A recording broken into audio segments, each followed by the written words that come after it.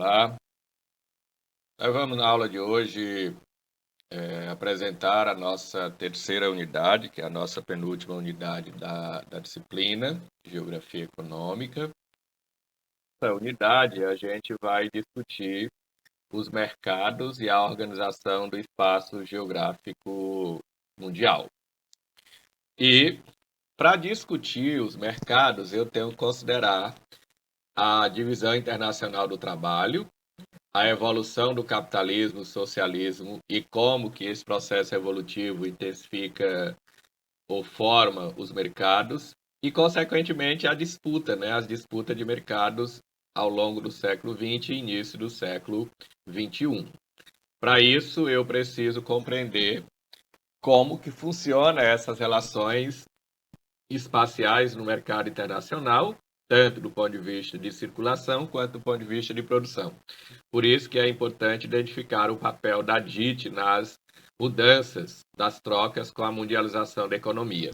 Lembrem-se que DIT trata-se da divisão internacional do trabalho, que corresponde ao processo de produção dos países e as trocas que os países realizam entre si. E aí, nesse processo de produção, nós não vamos encontrar um modelo estático, mas os países eles vão alterando os seus aspectos produtivos de acordo com as demandas do mercado.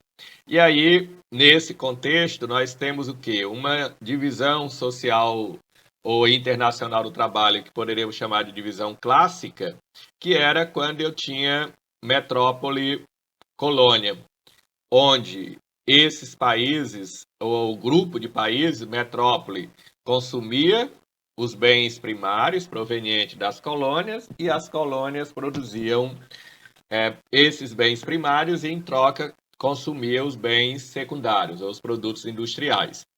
Ou, numa concepção, digamos, mais atual, eu teria os países desenvolvidos produzindo os bens e as manufaturas e os países subdesenvolvidos produzindo matéria-prima, ou seja, bens não industrializados. Entretanto, sobretudo a partir da intensificação das trocas, sobretudo a partir do final da Segunda Guerra Mundial, nós temos uma profunda alteração nessa divisão internacional do trabalho, que chamaríamos de nova DIT. E o que acontece para que haja essas mudanças? É que nós temos a mundialização do processo produtivo, sobretudo em função de que algumas transnacionais elas passam a deslocar seu espaço de produção para os chamados países subdesenvolvidos, como é o caso do Brasil, onde nós vamos, a partir dos anos 50 do século passado, passar por um processo de industrialização significativo. E esse processo de industrialização ele vai mostrar, ou vai trazer como consequência, a saída do país, do ponto de vista de ser exportador de bens primários, para exportar bens secundários. E é isso que vai, inclusive, nos classificar como país industrializado. Por outro lado, nós também vamos deixar de sermos um país rural para sermos um país urbano. E aí, quando eu pego essas duas características, país industrializado e urbano, eu estaria, teoricamente, dizendo que nós somos desenvolvidos. Entretanto, essa nova DIT, ela não significou a ruptura com o subdesenvolvimento, ela não significou a ruptura com a dependência em relação aos países desenvolvidos. Por quê? Porque, na verdade, nós trouxemos os parques de produção, mas nós não trouxemos a tecnologia, ou seja, os países desenvolvidos, eles continuam centralizando a produção de tecnologia, eles continuam no processo de condução do capital.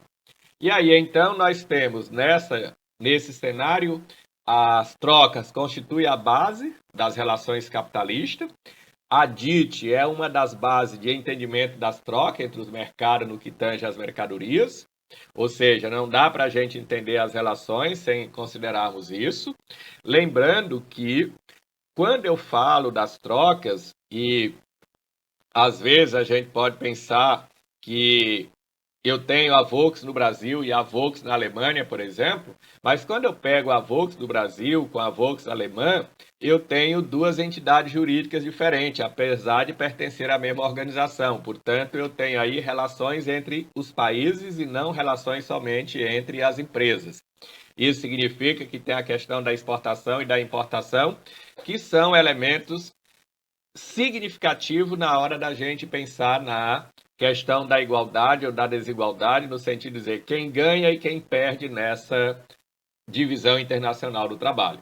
E aí, quando a gente fala de evolução do capitalismo, na verdade a evolução do capitalismo é uma forte consequência de quê? Das alterações que nós vamos fazendo na divisão internacional do trabalho ou vice-versa. O capitalismo vai alterando a própria DIT, né?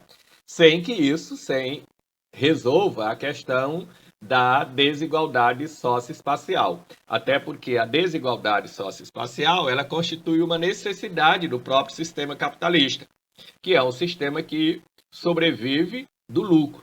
E, consequentemente, eu só posso ter lucro em relações desiguais. E aí, então, eu tenho, nesse processo de evolução do capitalismo, o capitalismo comercial e industrial, ele vai gerar um grau de especialização bastante significativo, ou de espacialização dos países, no sentido de agrupar, isso é país desenvolvido, isso é país subdesenvolvido, isso é país industrializado, país não industrializado. Por quê? Porque nós viemos de um modelo metrópole-colônia. Com o capitalismo financeiro e tecnológico, aí nós vamos ter um processo que vai gerar uma verdadeira rede e um sistema comercial e organizacional bastante complexo. Isso vai exigir que nós tenhamos uma capacidade muito mais ampliada de compreender como que essas novas relações entre os espaços geram os espaços de inclusão e de exclusão, e que também no interior dos próprios países desenvolvidos e subdesenvolvidos, eu posso falar de riqueza e pobreza, eu posso falar de inclusão e não inclusão. Ou seja, eu tenho aí uma complexidade do sistema. Por quê? Porque eu tenho uma teia de relações que elas não são mais marcadas por uma relação direta. Países produtores de bens primários, países produtores de bens secundários. E aí, então, nós temos, no meio desse processo, os arranjos espaciais entre ou ao longo do século XX, ele geralmente nos levava a ter dois mundos, né? Ou seja, a ideia de que eu saio da Segunda Guerra Mundial com um bloco, com um modelo econômico intitulado de socialismo real, e eu mantenho o outro bloco que já existia, chamado de capitalismo. E aí o que nós tivemos? Nós tivemos um período em que esses dois blocos dominaram, vamos pensar aí dos anos 40 até os anos 80 do século passado, em que eu tinha essa bipolaridade, Estados Unidos versus ex-União Soviética. Entretanto, nós temos com o fim do modelo soviético, no final dos anos 80, a crise do socialismo real, ela vai trazer novos arranjos para o espaço geográfico. Lembra que a gente falava anteriormente de primeiro, segundo e terceiro mundo. Só que agora, com a crise do socialismo real, o antigo chamado segundo mundo, ele está ruindo, ele está deixando de aparecer. Ou ele está desaparecendo melhor. E, consequentemente, a gente esperaria, digamos, a gente que eu digo Brasil, poderíamos estar pensando, então agora a gente sai da condição de terceiro mundo e vamos para a condição de segundo mundo. Mas lembrem-se que um dos critérios usado para a gente fragmentar o mundo em três mundos não era apenas a diferença de desenvolvimento social, mas era também a diferença de modelo socioeconômico. Ou seja, o modelo da divisão do mundo em três mundos, baseado no Estado francês, lá na época da Revolução Francesa, que tinha primeiro Estado, segundo Estado e terceiro Estado, ele não leva em conta apenas essa condição econômica, mas também, ou condição social, mas também a questão do modelo econômico. E aí os arranjos produtivos vão provocar na atualidade, por meio de um fenômeno que a gente vai chamar mais tarde de globalização ou mundialização da economia, vão provocar uma necessidade, ou melhor, uma dificuldade da gente identificar os produtos no que diz respeito, por exemplo, às suas origens. Porque se eu pego um carro, por exemplo, e diz esse carro é produzido no Brasil, na verdade a gente não vai ter o carro produzido no Brasil, né? Vamos ter um carro montado no Brasil, porque o pneu foi produzido num país X, a bateria no país Y, o espelho do vidro traseiro num país Z, e aí eu vou montando uma série de países produzindo certos componentes e no final eu tenho um produto. E aí, nesse sentido, é que aquela velha divisão internacional do trabalho, ela se torna, nos dias atuais, complexa. E essa complexidade, ela vai se dar a partir do momento que os países ou as empresas entendem a necessidade de colocar em xeque a soberania, de colocar em xeque a proteção dos mercados, sobretudo nos países subdesenvolvidos. E aí, então, as disputas de mercado vai passar a ter a tecnologia como uma dessas ferramentas e não mais a questão do poderio bélico. Tanto é que o Japão, por exemplo, que não foi enveredar pelo campo militar após a Segunda Guerra Mundial, inclusive porque não pôde, ele vai investir na tecnologia como instrumento de disputa espacial dentro dessa nova ordem, digamos assim, mundial do pós-guerra. Tanto é que ele consegue, a partir do investimento em tecnologia, no final dos anos 70, já se apresentar como uma potência tecnológica. E aí, nesse modelo que entra em crise com o fim da União Soviética, nós vamos ter uma espécie de reorganização espacial que eu digo que ela está em curso e que ela é também ambígua.